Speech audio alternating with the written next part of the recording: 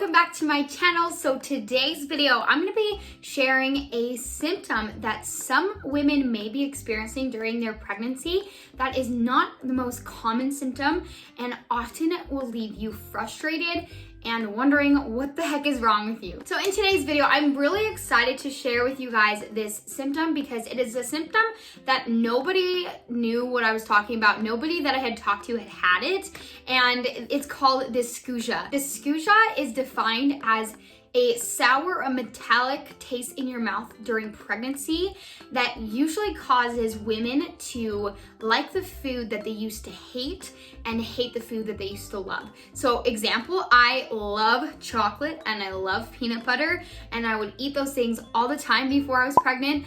And ever since being pregnant, like week 3, I have not been able to touch or smell those two things, and kind of a little bit depressed about it. It has been honestly so frustrating. So let me know in the comments down below if you guys have experienced this, because when I was talking to different women about their experiences during pregnancy, or like women who are currently pregnant too, people would be like, yeah, it's common to have food aversions, right? Like it's common to not like food or not want to eat it. But for me, I was like, I'm smelling this sour or metallic taste and I'm tasting it, and like all my food tastes and smells like this. And honestly, it was so frustrating because everybody I talked to, they're like, yeah, I haven't had that, but I don't really want to eat food, or like that doesn't sound good to me. And so I guess it's not like a super common thing, which made me feel like it was a COVID thing, which freaked me out. Yeah, nobody knows anything about COVID yet, so that would have been scary. So going back to dysgeusia. So dysgeusia is caused by an increase in your hormones, right? Your pH levels,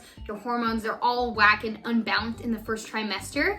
And so this dysgeusia can be a symptom of that increase in hormones. And so typically, like, the taste in your mouth, why it's there is because of the high levels of pH you have in your system.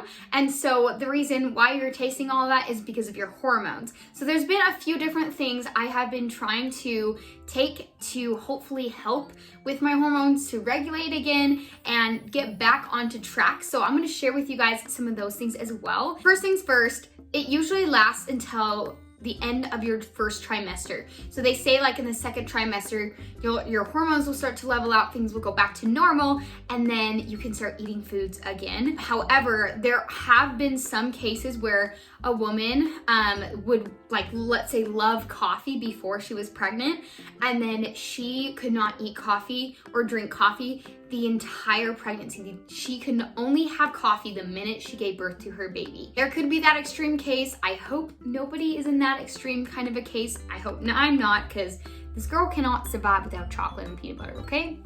Okay. So some different things that I have been taking and doing to hopefully help with this is, one, I changed my prenatal. So originally I was using some like cheap $10 one I got at Walmart, and I did check with my doctor and she just barely looked at it and was like, yeah, it's fine, which does frustrate me. It makes me feel like the doctor needed to be more aware of what was going on. But anyways, I changed my prenatal because if you're having a fake or like an artificial version of folate, which is the folic acid. So folic acid is the artificial version of folate. So if you're not having a good natural source of folate, which again is the natural version, it can be more risk to have symptoms that are more extreme. So I got rid of the other prenatal I was taking temporarily, and I bought a natural one that only has folate in it and not folic acid. And then I've also been taking red raspberry tea. It is an herbal tea, so nice. You just get a bag, you just put it in a cup, put hot water, let it soak, and then you're gonna drink it up. And red raspberry tea has been shown to balance hormones and to really help with women's uteruses and hormones and everything like that. So I figured, if this whole, dysgeusia, again, hard to pronounce. Again, like, if that's why I'm having these awful tastes and smells and all of this kind of stuff is because my hormones, what better thing to do than to try to balance it out? And so I just said, red raspberry tea is the way to go. Just so you guys know, if you guys do try red raspberry tea, you have to buy it on Amazon. It's like $5. I can link it down below. It takes a couple weeks to actually get into your system and really work. So you want to be taking it like one one bag or one cup of tea a day for about 2 to 3 weeks, and hopefully by then it'll start working. Something else the internet has suggested to try, which I haven't, is to eat acidic food. The reason why I haven't tried this is because a lot of the acidic foods, like vinegary things and all that kind of stuff, like have not tasted good or smelled good to me at all. So I've just kind of like avoided it like the plague.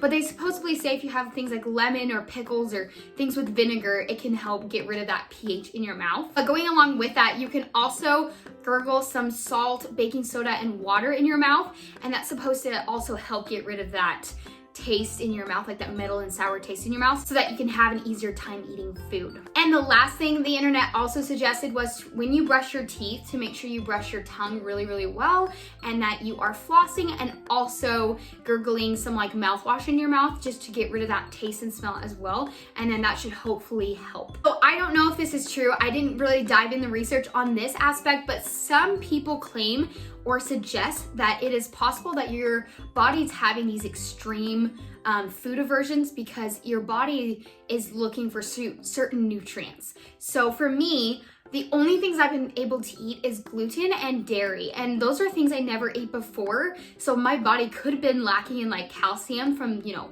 milk products and things like that. And then as for like the bread part, I don't know, maybe it was craving and needing some nutrient from bread.